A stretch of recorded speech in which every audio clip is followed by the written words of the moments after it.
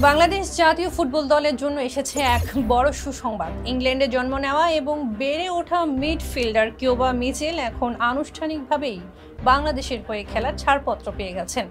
England football অ্যাসোসিয়েশনের অনুমতির পর অবশেষে ফিফা থেকেও চূড়ান্ত অনুমোদন মিলেছে তার। বিষয়টি নিশ্চিত করেছে বাংলাদেশ ফুটবল ফেডারেশন বা ফুপে।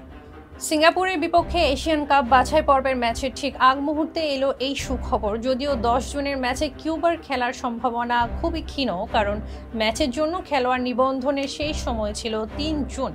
ফিফার ছাড়পত্র এসেছে তার একদিন পর, তাই জুন উইন্ডোতে তার অভিষেক এখন অনেকটাই অনিশ্চিত।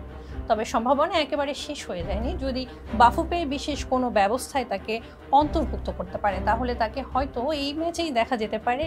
তা না হলে কিউবার অভিষেকের অপেক্ষা করতে হবে অক্টোবর উইন্ডোর জন্য, যেখানে বাংলাদেশের প্রতিপক্ষ হংকং।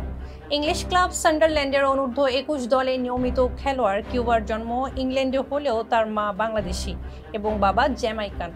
ফিফার নিয়ম অনুযায়ী মা বাবার জাতীয়তার ভিত্তিতেই কিউবার বাংলাদেশের হয়ে খেলার সুযোগ ছিল এবং তিনি সেই সুযোগটাই কাজে লাগিয়েছেন।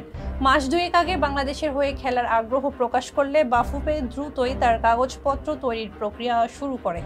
জন্ম নিবন্ধন, পাসপোর্ট, ইংলিশ ফুটবল অ্যাসোসিয়েশনের ছাড়পত্র সব পেরিয়ে অবশেষে মিলেছে ফিফার অনুমোদনও। কিউবা মিচেল হামজা চৌধুরী ও সৌমিত সৌমির পর তৃতীয় প্রবাসী ফুটবলার যিনি বাংলাদেশের হয়ে খেলার যোগ্যতা অর্জন করলেন। ফলে কোচ হাভিয়ের কাবরেরা এখন মাঠে পুরোপুরি প্রবাসী ফুটবলারদের নিয়েই পরিকল্পনা সাজাতে পারেন। জুনে না হলেও আগামী অক্টোবরেই হয়তো লাল সবুজ জার্সিতে দেখা যাবে কিউবা মিচেলকে। ফেজা বিবলের সঙ্গে থাকার জন্য ধন্যবাদ।